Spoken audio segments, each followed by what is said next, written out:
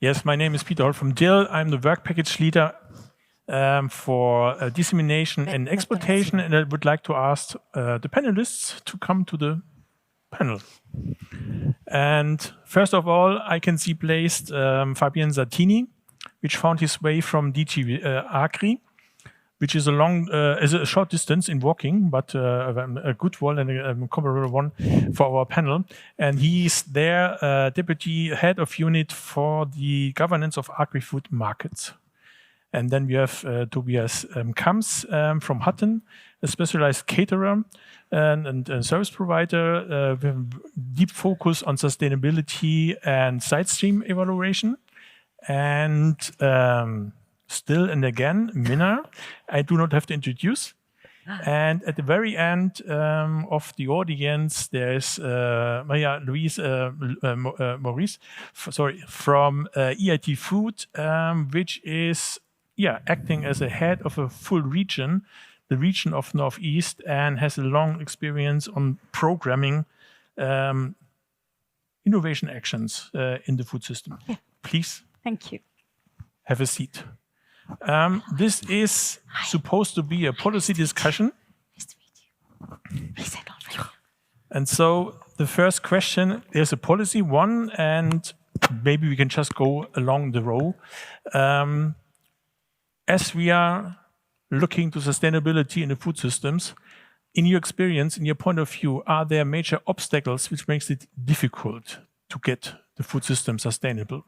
And you may just start with that. Yes, I say yes, there's a lot of obstacles. I mean, we have heard probably many of those today. I mean, we as consumers, we are one of them, right?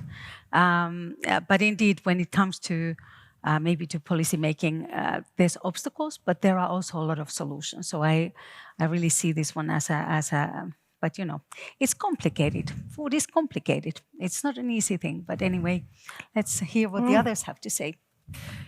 Well, my favorite topic when we talk about policies is really the fragmented policy approach.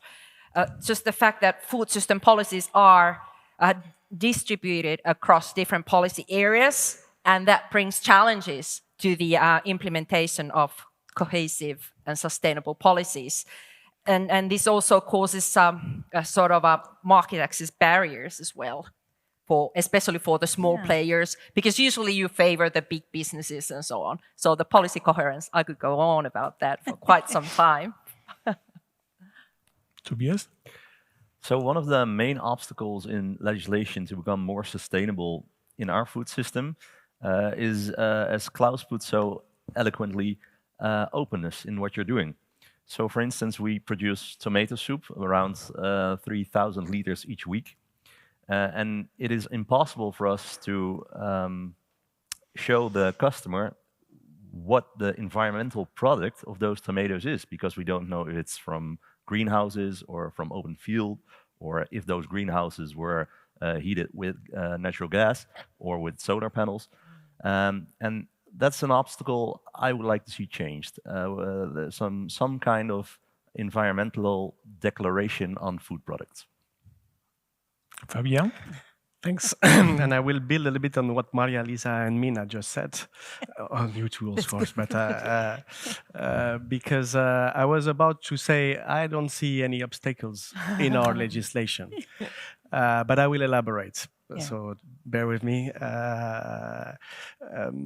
In the sense that, and in particular your reflection on fragmentation of policies, we have since 2020 at least a clear framework in which we are working into getting to a more sustainable food system. It's the Farm to Fork strategy, which is the food pillar of the European Green Deal. And in this framework, we had a lot of initiatives already published. We still expect some, and I know we are thrilled about knowing when they will come, all of us. We have a common agriculture policy that has been revised 2 years ago, that has, frankly speaking, whatever you can think of the common agriculture policy, you can only recognize that the ambition in terms of environment and climate has been boosted with the last policy. We have also a lot of elements of economic and social sustainability in the common agriculture policy.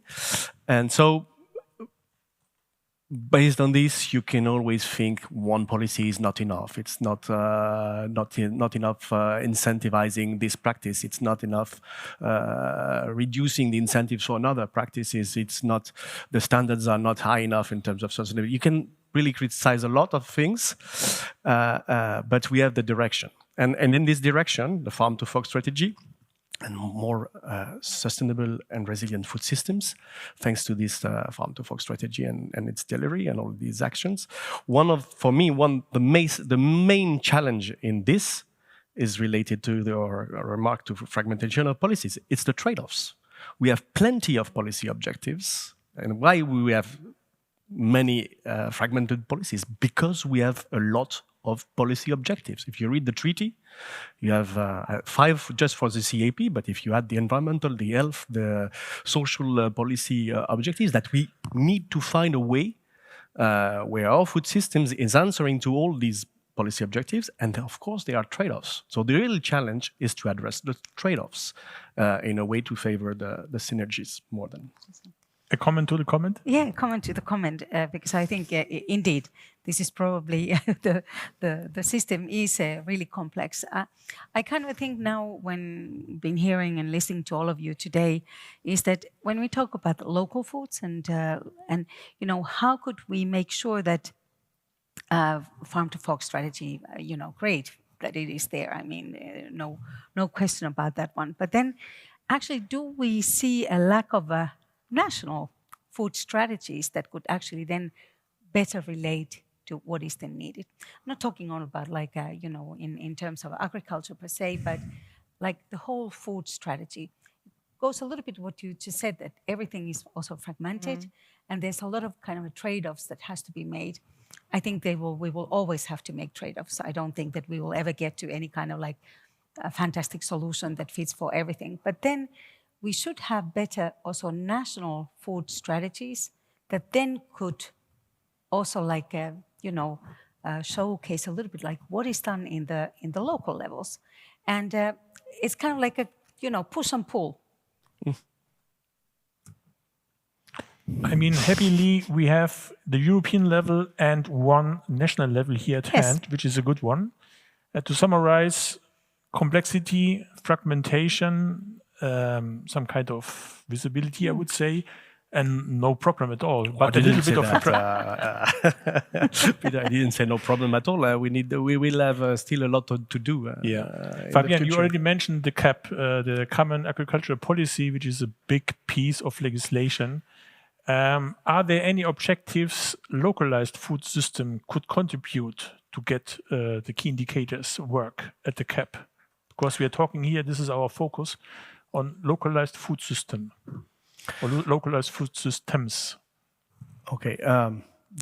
In the CAP is in itself, even in a smaller subset of the food policy, the common agricultural policy, which is only part of the food policy, is in itself full of trade-offs and multiple objectives. We are already at this stage.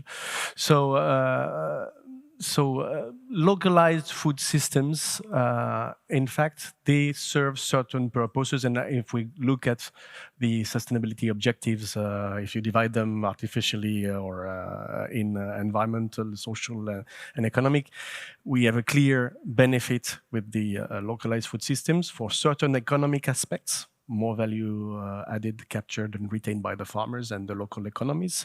We have clear examples, and Klaus demonstrated them very well, and the connection with the consumer, so social objectives. It's less evident for the environmental, frankly speaking, depending on the logistical arrangement and the method of production that are behind, it's less evident. And then you have trade-offs again. Because if you think about the capacity of the food system to ensure food security at any time, resilience, if you put all your eggs in the same basket of the localized food systems, then you would miss what can be the contribution of longer chains and trade. So you have a certain balance to look at. Then you have the question of food affordability, where yes, there are solutions to be affordable with localized food system, but if you generalize a localized food systems, of course you will lose economies of scale, and you will lose somehow the cost will have an indication, will reflect this. So we have to think where is the right balance between these, and I'm sparing you. But I think it's very important, the way sometimes the expression localized food systems is understood, in particular by retailers, where in fact it becomes very easily protectionism, full stop. And local equal national. This comes very often if you look at all the messages in Carrefour. Sorry, I mentioned retailer, but the others. But it's really made in. And there we are losing the connection, the benefits in terms of social sustainability. And there is a big disadvantage behind this is that you're breaking the single market, which is somehow what makes us more resilient and more efficient economically. So, yeah.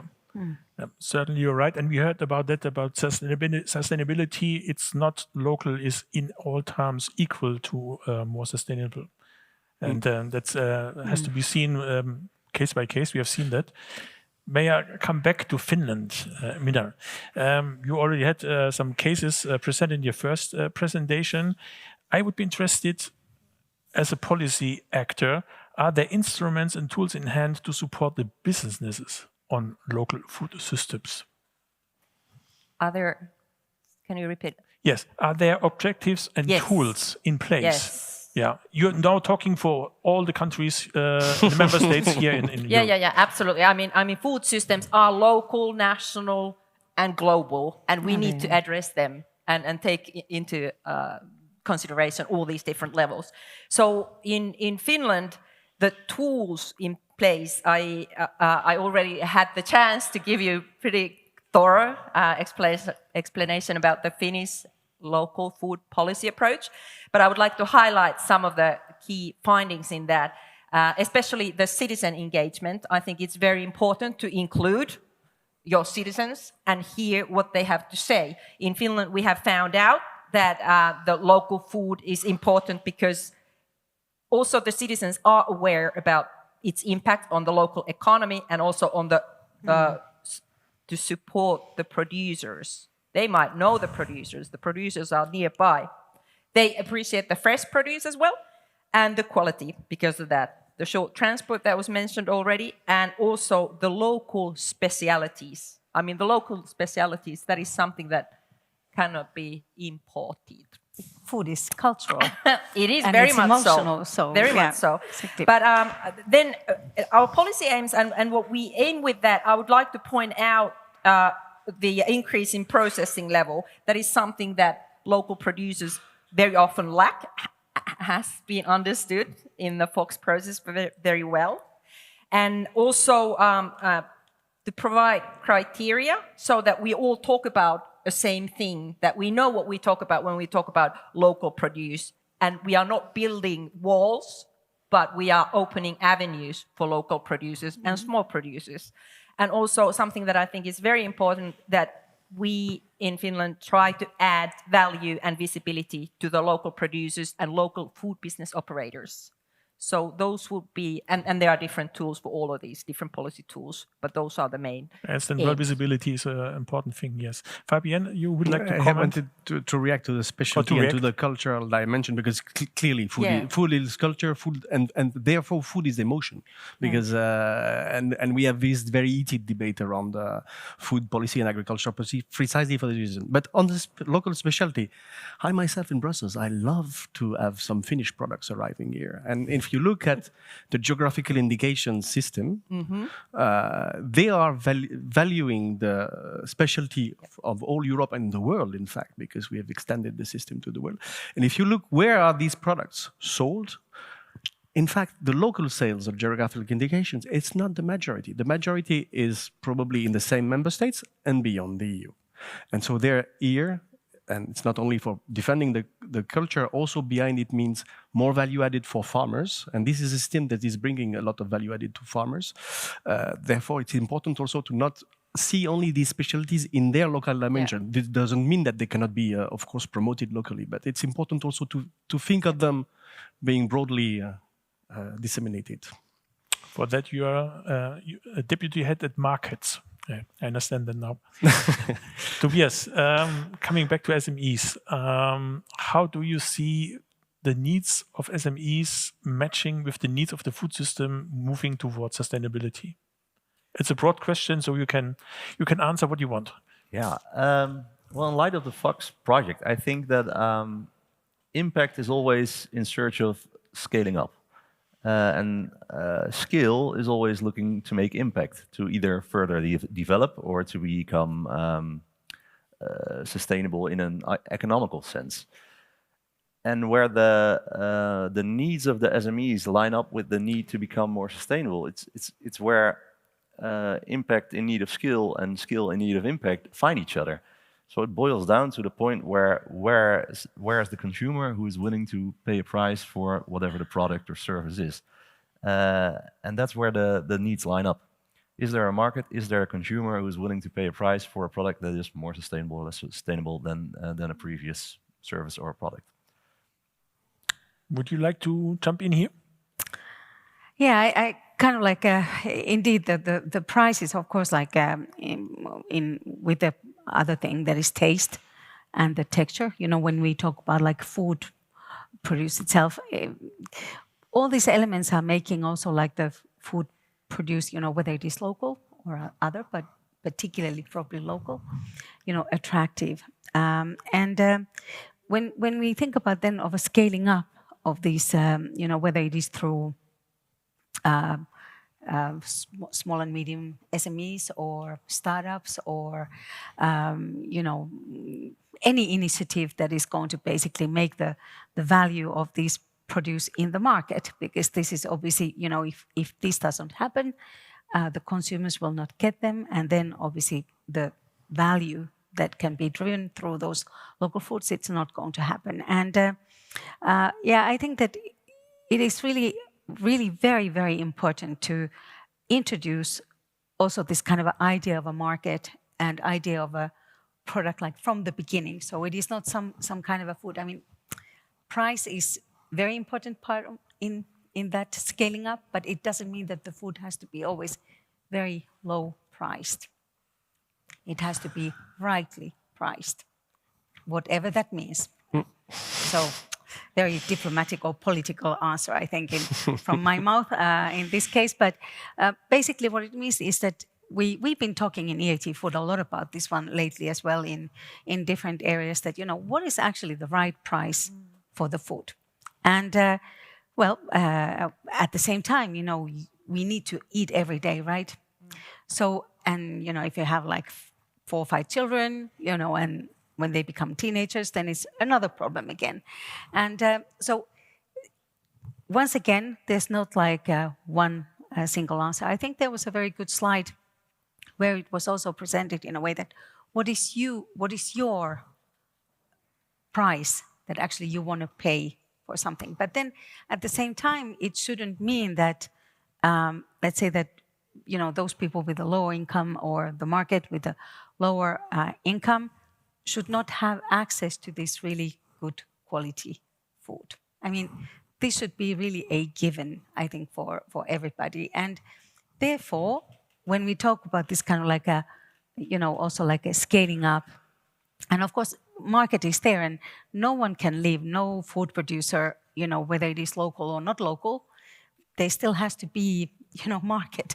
I mean, you know, otherwise they die, they cannot live. And I think this is really important in both ways.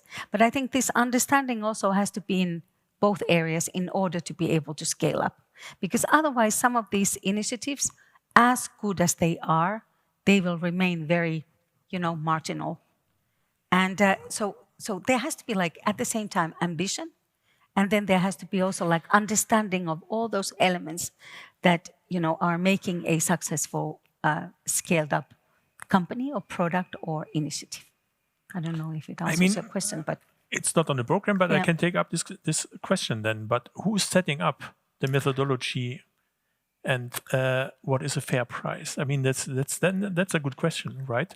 And this is a thematic question. If someone from you would like to react on that, that could be I don't know. A methodology of what is a fair price is a complicated issue. You have operators that are on the market that are saying what is a, I don't know, we're in Belgium, so we can buy Fairbel milk, where in fact, when you buy this milk, you have an insurance that a certain price of the raw milk has been paid to the farmer. And this is an aspect of the fairness of the chain. You have so you have a lot of private initiatives on this. You have some member states that are engaging in regulations in this matter. The one I know most, for example, has developed very complex indicators on cost of production. I'm French, so that you know which member state I'm talking about. But it's not the only one. Complex indicators of cost of production, so that the farmers are remunerated the correct way. You have a certain number of other member states that are more focusing on well-functioning chain and good competition rules, so that we are sure that nobody is capturing part of the value in because that is the purpose of competition, is to ensure for a certain product the correct price and the fair price to everybody. Is it working always? That's a big debate, but that's precisely when you have externalities, are they captured in the chain? If you have a lot of different approaches, nobody is really calculating. That's what I meant for the moment. Yeah. Okay, that's an answer for the moment, I would say. You already mentioned competition, and one of the experiences we have made in Fox, we have a long range of demonstration actions, was a comment from local food producers that they need fair competition. What is a fair competition, and what would be the policies needed to ensure that there is a fair competition? Now we are comparing again the SMEs with the big beasts, right? If I may ask, Tobias. I would say, so we have European tenders within the public domain. And this is a good place to create an equal playing field, but also to create competition and to create market. So the European Union is able, within, for instance, a European tender, within, let's say, healthcare, prisons, universities, to demand within their food need to say 40% of the assortment you are going to serve needs to be plant-based, or it needs to be locally farmed. The problem is where it becomes protectionist. So if the aim is to make it locally produced, I think that's not the point. The aim is to make it more environmentally friendly. So then the demand within that European tender should be 60% or whatever percentage within your assortment should be create a carbon dioxide footprint of X or less. And that should be the demand, and the market should then provide an answer and say, well, that's not feasible, but we can create plus Y percentage or whatever. That should be create market, and it should prevent the demand from becoming protectionist. I have to keep an eye on the watch. Sorry, yes, but it's very interesting. Yeah. So if I something you could turn over to EIT Food as well, probably, is a fair measurement on sustainability and the costing on the sustainability, right? Sure. Yeah. If I'm with you.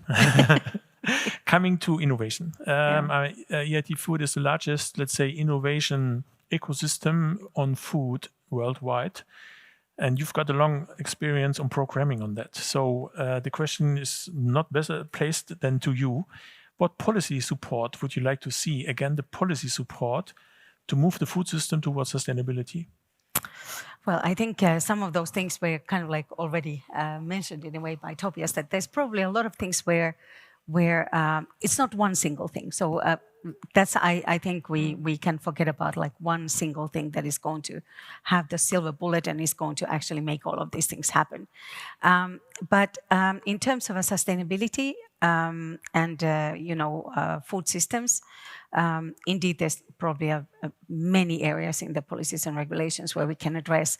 There's also like one thing that we have not, and I understand it is not the topic of today, but we've been talking a lot about like things that we eat today and how it is produced. But at the same time, when we talk about particularly on sustainability and the future and R&D, we should also think about that, okay, what is the direction we are going? What is the kind of a food that we want to eat in the future? And so this certainly has also like complete impact on those sustainability measures that we should be creating. And, you know, when it would be nice, I mean, Fabien will probably invent or you will come up with some kind of a measurement and policy, and that is going to help us to, you know, make progress in that area also in the future. We count on you on that one. But then at the same time, it is not the only thing. There's also like other type of measures that, you know, even when we talk about sustainability, that it's sustainable not only from the carbon footprint point of view, it has to be also like sustainable from the point of view of a social impact, and also in terms of like, where are we direct? How is the food produced in the future? And it could be, you know, and I don't want to maybe open a Pandora's box here, but it could be that local food is produced and produced basically in rather different way in multiple ways, even locally in the future. We were talking about like proteins. So that has, for example, a huge impact on. So we can approach the question of the sustainability by a food type that is produced. But once again, there's not one single thing. We are in the ecosystem, we are working in the systemic change, and all of these things, you know, if you look at one thing on the sustainability, there will be other things in the whole systemic approach that is going to have impact as well. So it's indeed very complex, but I think we need all of that. So we need those policies, we need to look at the regulation, but not in the way necessarily how it is done today. We might actually have to think about a new measures on that one. And that's where we need also a little bit open minds and also new R&D that is going to help us to look at those things that, okay, what is the direction we want to go? And I think it's extremely fascinating, really at the same time, because we have all this crowd here today who are all, I think, passionate about food, where they want to go. We have all these experts, even here in the panel. And something like EAT Food or where you're working, Peter Deal, or other big organizations, big or small. I mean, they all will contribute to the fact that, what kind of a sustainability we actually want to include in the food production in the future. I really would summarize it that, again, we need fairness. And here is the fairness of the assessment of sustainability. So, and this is what I heard from you in a way that localized food is sometimes or pretty often good, but it's not everything, right? Yeah. And we should not forget that. I'm really happy about the second last question because it's coming out of frequent requests from our visitors and guest demonstrations. Are you thinking about the scaling up this kind of local initiatives? And of course, we are thinking about that. And the question to you now, to the panel, is how should we do it the best in a policy way? So assuming there is an advantage for localized initiatives, how would we get them blossom, grow in impact and in the variety in the food value chain? Maybe we start on the right-hand side of the Fabien, because the right side, no, Yes. from me. Yeah. You're right, not mine. Okay.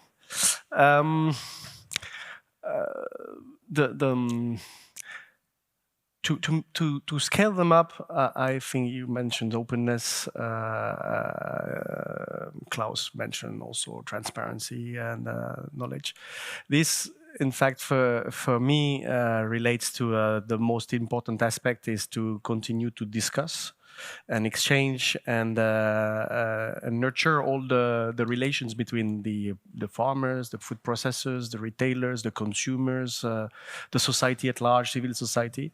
And in a sense, it's not because I want to make the publicity of my president, Mrs. von der Leyen, but the announcement last week of the launch of a strategic dialogue on the future of agriculture in Europe, for me, is good news, because this is precisely by this kind of way that we will get out a little bit of this polarization of the debate in food and really engage in working together, understanding ourselves better. And I'm sure this will allow for the short food supply chain to find their way, and bigger if it's the optimum and the will of our society to have a bigger place for them, and I'm sure this will boost them.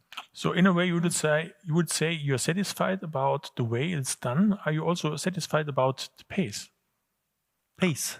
How fast it is done? Short food supply chains are about.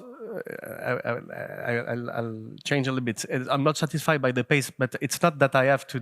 As a Commission, we don't have to decide this, because short food supply chains are precisely local initiatives. Why would the Commission decide, or whoever, very top level, of the pace at which bottom-up approaches are developing? I mean, we just have to find possible measures that are locking their potential.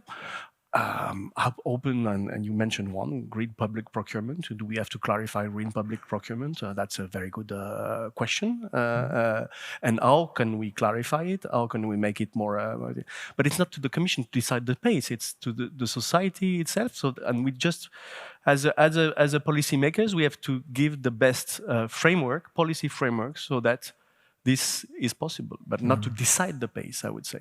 Okay. I would not set a target, for example, for local. Maybe we leave it as it is, as you said. Maybe Tobias, you've already addressed by Fabien. So to briefly restate the question, what can we do to nourish successful local initiatives? And therefore, I would say, what is a successful local initiative? Because from the fantastic Fox unit we saw today, from a processing point of view, I'd say that's a very successful local initiative. However, from a business perspective, I'd say, is it faster than the current market? Yeah, probably. Is it cheaper? Probably not. Is the quality higher? Probably it is. It depends whether or not that's enough to scale it up business-wise. And I think there's the answer to your question. What is a successful local initiative? And if you have an answer to that question, you could answer the question, what can we do to nourish, make them flourish? So the answer is, we should work harder to answer these questions. Do we have a budget for that? No. Minna, you are the next one. Well, to scale up, I would also promote networking and collaboration that we are doing today and that we will continue today.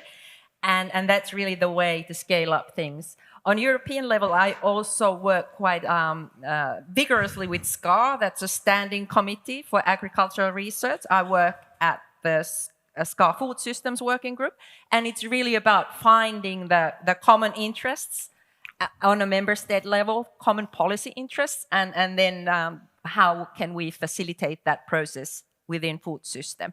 So that's one way to work together. And something that was mentioned several times today is the trust among consumers. And I feel that it's very important that the legislation also in this area is moving forward, as was stated. So the geographic labels, the quality labels on European level, they are also a way to scale up these. So very much looking forward to what can we do together on a European level regarding this matter. I like this answer with the labeling, but it's my private person. Marja Liisa. Come to that one, the Yes. labeling. But yeah, I think networking indeed and working together. I wouldn't be working maybe for EAT Food if I wouldn't really believe in it. We have this really great chance of having like an EU program, EAT, one of EAT kicks. And if not all of you are familiar with EAT and EAT Food now in particularly, I invite you obviously to look at least our website. And there you see a lot of initiatives. And one of the things that, where EAT Food, we can help and where we try to help in acceleration is indeed, for example, these kind of projects that are coming through like research, joint research efforts that you have done here, is that they can be actually in some occasions we can help to promote them towards innovation and towards to the market. Not saying that, Fox particularly is necessarily easy, because it has so many elements that we really know that it's very complex. But nevertheless, this is our job. This is kind of like part of a job that EAT Food is doing, is we really try to make sure that, the great results that you have in your drawers and you are producing, and where in Europe we are investing also a lot of money, that those could make actually their way forward and at least have some kind of a acceleration program there. There is, by the way, a new call as well that was launched last week of EAT Food Innovation Call. And we basically have 3 missions, and you can read more about it, but they fit perfectly also in this Fox initiative. You might have other ideas that you want to bring also in make consortiums and therefore accelerate again these initiatives. So it's really kind of easy when it comes then to changing the policies and regulations, because we also need to know what are the barriers, why these things are not happening. And I think it's really important to sometimes to spend time also like to see that, okay, what is it that I can do? What is it that we can do in order to maybe lift some of those barriers? Sometimes they are feasible. It's not that we have to only look at Fabien and say that, it's in EU level, it's too high, it'll take time. There's political decision makers that are there. Well, we are actually one of those, and we definitely should not think that, these things cannot be achieved. They can. And we can have impact on that one. I really firmly believe, and the collaboration also that we do with the DG Agris and DG Grow with EAT Food, there's a really open dialogue. So all these things are really, it's possible, and we're working together towards maybe better policies, maybe better regulations as well. That's a nice and engaging answer. I've seen some smiling faces. If it comes to calls and consortia, here the right people to think about that. And there's a steering committee on Fox, which maybe have a look on that as well, on these new EAT Food conditions for calls. With an eye to the watch, we are always close to Christmas, so we need a wish list for Christmas. And I would like to ask you to pronounce one wish list. Where would you like to be for localized food systems in 2 years' time? And which partners would you like to have on your side? Be it here, or be it here, or be it somewhere else. And again, maybe we just go along the line. So in 2 years' time, yes, I'd wish to not have polarized debates with everybody on food systems, to work together on sustainability of food systems. That's a very surprising answer. Thank you. Tobias? I would come back to the introductionary question. So as a representative of a medium enterprise, I'd say, please bind me and oblige me to make some kind of environmental declaration on any food product we make, which not only states land of origin, expiry date, and volume and nutritional value, but also carbon dioxide footprint. Today I learned a new word from Lisbeth, package to product ratio, material of the packaging, etc., etc. And I'd say in 2 years' time, make that legislation.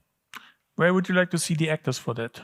European level, national level, I other think level? The company behind the barcodes is GS1. It's a foundation, not a company. And I think that's internationally established. So I'd say internationally, because if we do this on a European level, I think that's not a good idea. I think this should be an international initiative.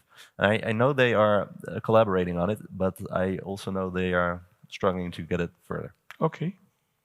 Minna? Yes, I would like to have improved coherence, policy coherence, so that the food environment is sustainable and healthy for all.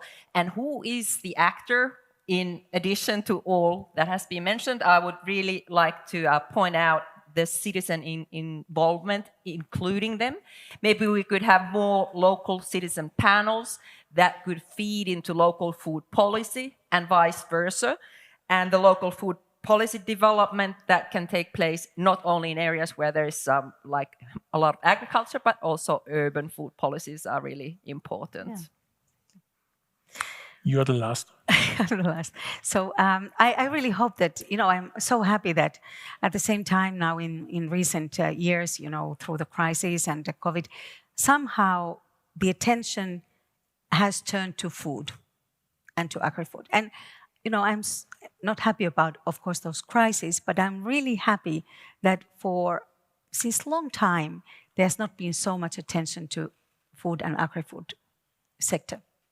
And my wish list is that, let's keep it there, because it is such an important part of life and living, and about the environment, about the futures. And I really hope that, we maintain the intensity, the momentum in that area, and then we find the solutions. There's nothing to add from my side. Thank you very much. A very diverse panel here.